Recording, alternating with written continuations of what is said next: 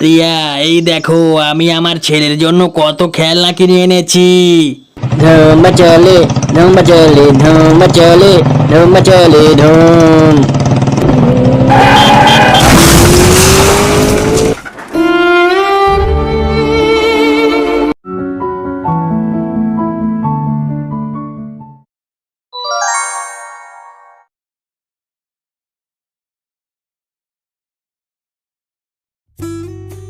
প্রিয়া, তোমায় আজ খুব সুন্দর লাগছে। তোমার রূপে আমি পুরো পাগল। সে কি গো, আমি বুঝি অন্য দিনগুলিতে অনেক খারাপ দেখতে ছিলাম? আরে প্রিয়া, না না, তুমি সব সময় সুন্দর। তুমি অন্ধকারেও সুন্দর, তুমি আলোতেও সুন্দর। তুমি তোমার জানে মান, জানে জিগার।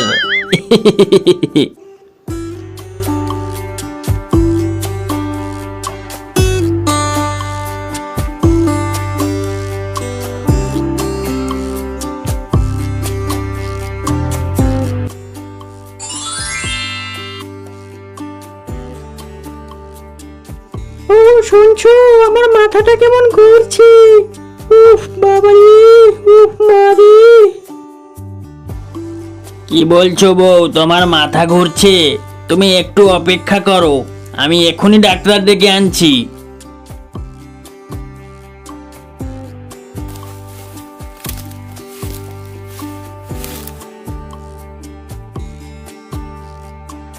ডাক্তার বাবু, কি হয়েছে আমার বউয়ের? আরে মন্টু, না না, তেমন কিছু হয়নি। মানে এই সময় যা হয়ে থাকে আর কি। মানে ডাক্তার বাবু, আমি যে কিছু বুঝতে পারছি না। আরে মন্টু, তুমি বাবা হতে চলেছ। কনগ্রাচুলেশন।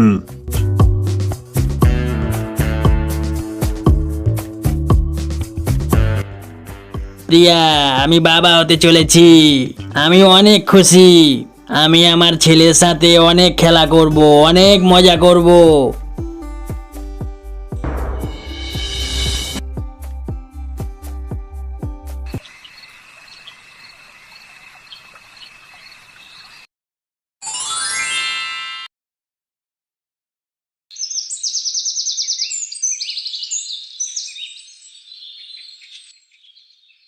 আসবে ঘরে আমার সোনা, এদিক ওদিক দেবে হামা, বুকটা ভরে যাবে যখন ডাকবে বাবা। ও বাবা, ও বাবা, আরে আমি হব বাবা। প্রিয়া, এই দেখো আমি আমার ছেলের জন্য কত খেলনা কিনে এনেছি। মন্টু, তুমি তো পুরো আনন্দে পাগল হয়ে গেছো। হ্যাঁ প্রিয়া, আমি পুরো পাগল হয়ে গেছি।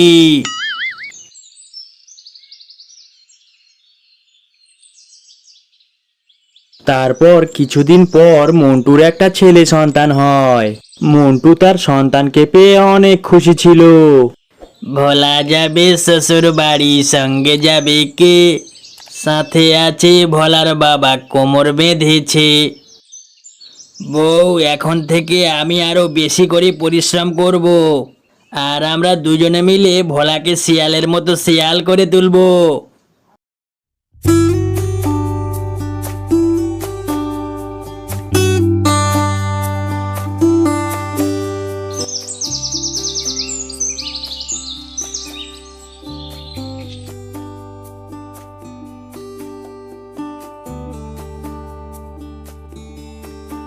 ওগো শুনছো, আজ তুমি একটু তাড়াতাড়ি বাড়ি ফিরবে, কারণ তুমি আজ ভোলাকে স্কুলে নিয়ে যাবে।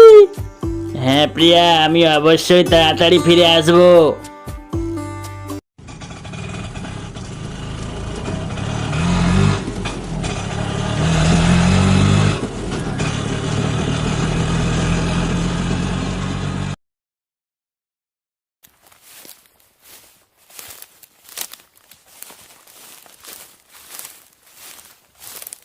কোথায় যাবে জিলু দাদা? মন্টু ভাই, আমি একটু বাড়িতে যাব। আমাকে তাড়াতাড়ি বাড়িতে নিয়ে চল দেখি।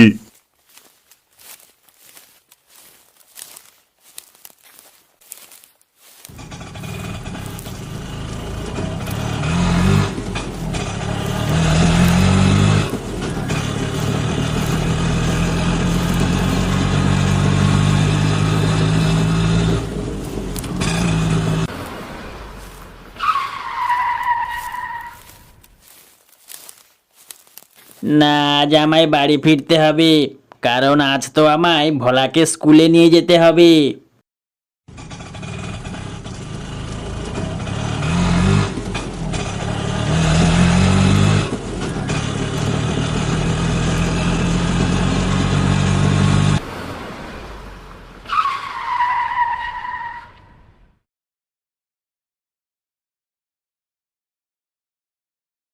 কই ভোলা, বাবা একটু তাড়াতাড়ি আয়, না হলে যে তোর স্কুলে দেরি হয়ে যাবে।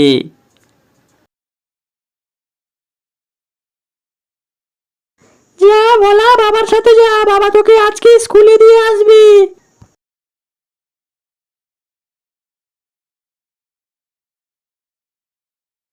এই দেখো, তোমরা সবাই সাবধানে যেও। হ্যাঁ বউ, তুমি কোনো চিন্তা করো না।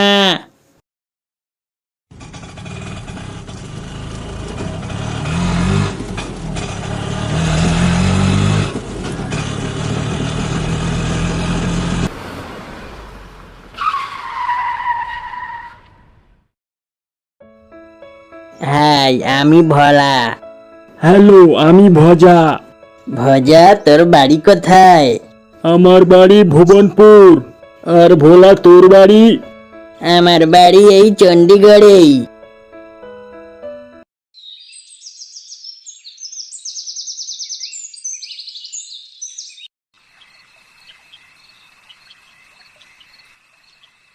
বাবা ভোলা, স্কুলে প্রথম দিন কেমন লাগলো? হ্যাঁ বাবা, অনেক ভালো লেগেছে। বাবা, স্কুলে আজ আমার অনেক নতুন বন্ধু হয়েছে। হবে তো বাবা, হবে তো। তুমি মন দিয়ে লেখাপড়া করলে তোমার আরো অনেক বন্ধু হবে। দেখেছো বউ, আমাদের ভোলার কত বন্ধু হয়েছে প্রথম দিনেই। আমাদের ভোলা ভালো করে পড়াশোনা করলে ওর আরো কত বন্ধু হবে বলো তো। হ্যাঁ গো, হ্যাঁ, তুমি ঠিক বলেছো।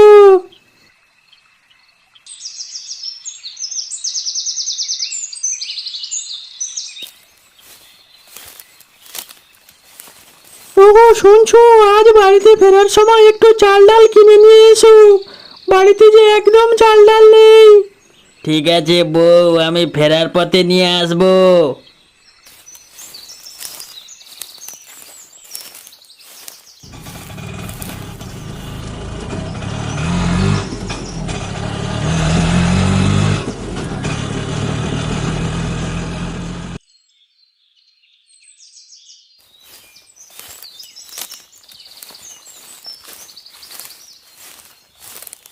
এই মন্টু, চিংড়িপুর যাবে নাকি?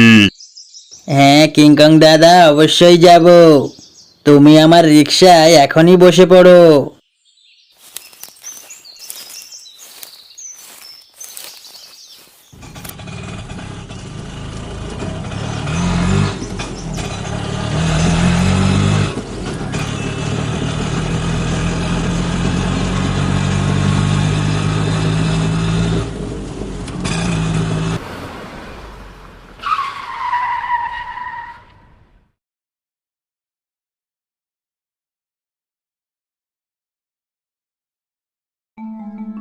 এই নাও বউ, চাল ডালগুলো নিয়ে যাও।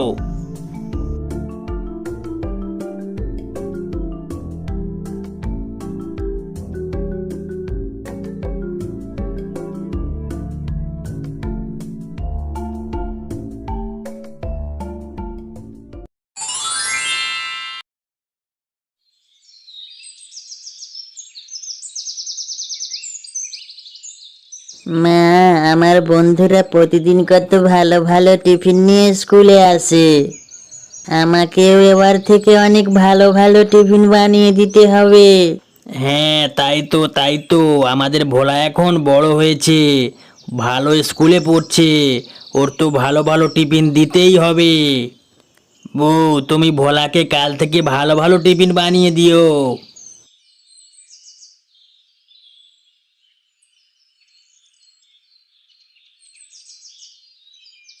ওগো, আমাদের অভাবের সংসারে ভালো টিফিন কিভাবে বানিয়ে দেবো? বউ, তুমি কোনো চিন্তা করো না, সব ব্যবস্থা হয়ে যাবে। তাছাড়া ভোলা তো এখন বড় হয়েছে, ওকে আমাদের বুঝতে হবে।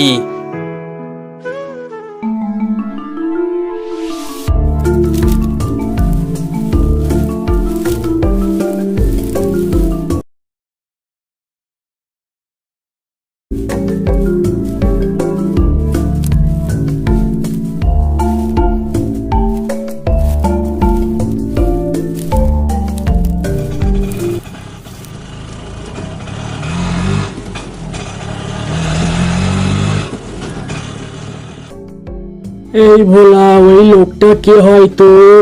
সেদিন দেখলাম তোকে ছেড়ে দিয়ে গেল।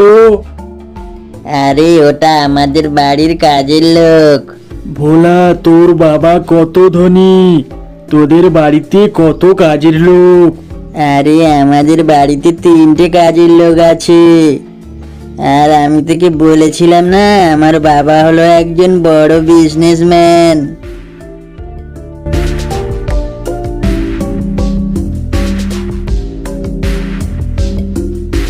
কি সবাই বুঝতে পেরেছো তো? হ্যাঁ স্যার, বুঝতে পেরেছি।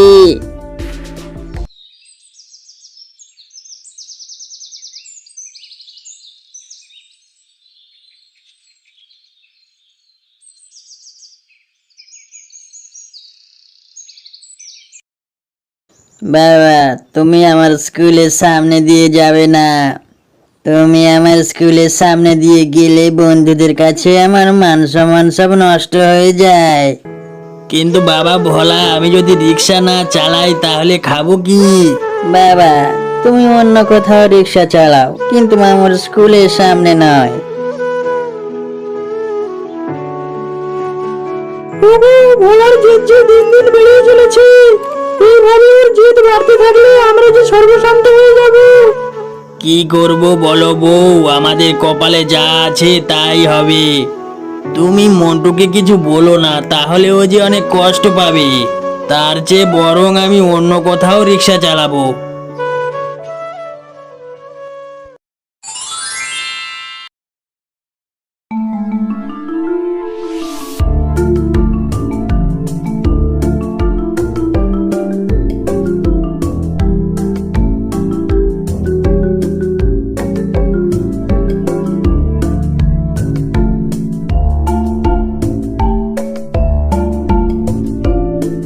কিরে ভোলা, কদিন স্কুলে আসলি না কেন? আরে ভাই, আমি কদিন বাবা মায়ের সাথে দার্জিলিং বেড়াতে গিয়েছিলাম। বাবা, দার্জিলিং? হ্যাঁ, এই তো দেখ না, আর কদিন পর আমার বাবা বলেছে একটা দামি বাইক কিনে দেবে, রয়্যাল এনফিল্ড। ওরে বাবা, সে তো অনেক দাম রে ভাই। আরে আমার বাবার কাছে এসব কোনো ব্যাপারই নয়।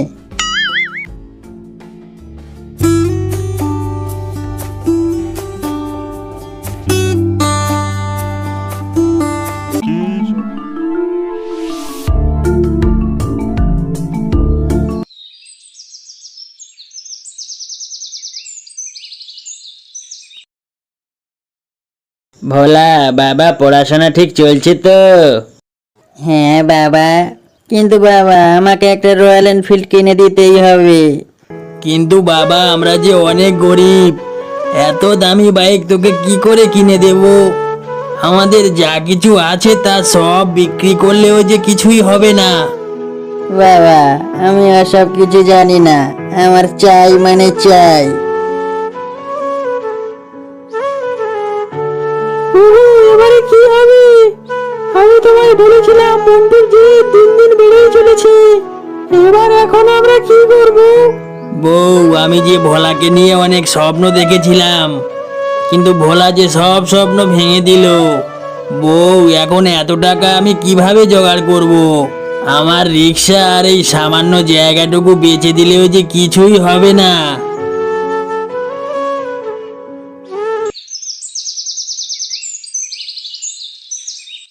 তারপর মন্টু সকাল সকাল অটো নিয়ে বেরিয়ে পড়ে। কোথায় যাবেন মাস্টার দাদা? আরে মন্টু ভাই, আমি একটু ভুবনপুর যাব। আচ্ছা ঠিক আছে, আসুন আসুন, আমার গাড়িতে বসুন।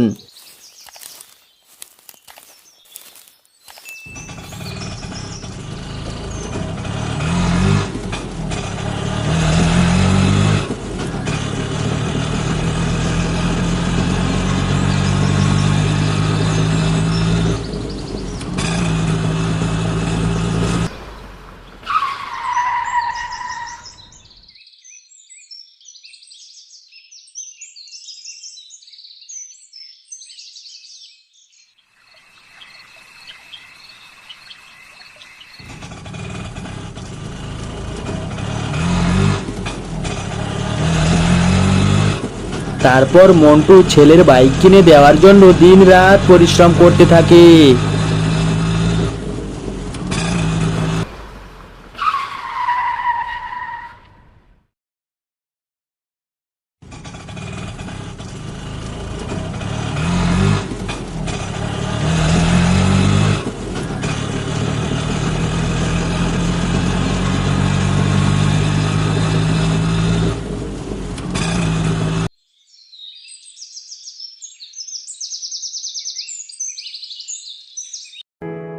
তারপর মন্টু ভোলার বাইক কেনার টাকা জোগাড় করতে না পেরে অনেক চিন্তা করতে থাকে।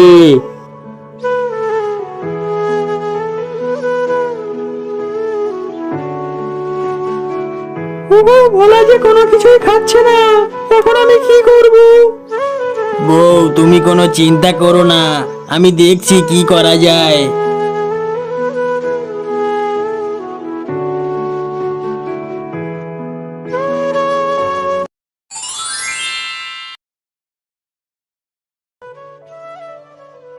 কই ভোলা, দেখ বাবা, তোর জন্য আমি কি নিয়ে এসেছি।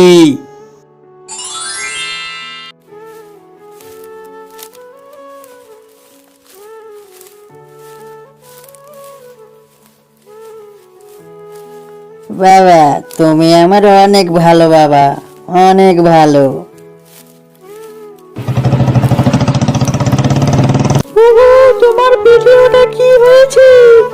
বউ, আমার একটা কিডনি বেচে ভোলাকে বাইক কিনে দিলাম যে।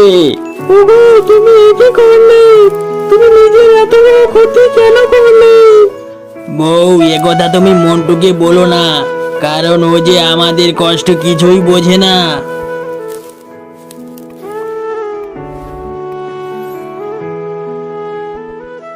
ধুম চলে ধুম চলে ধুম চলে ধুম চলে ধুম ধুম চলে ধুম চলে ধুম চলে ধুম চলে ধুম।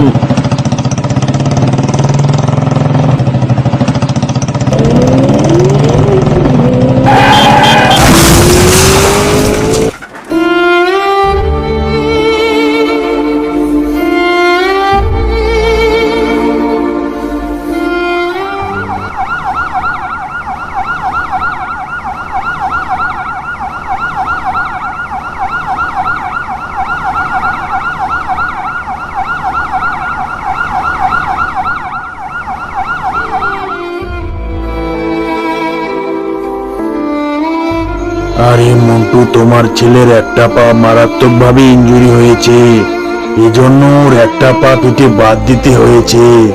I am sorry Montu.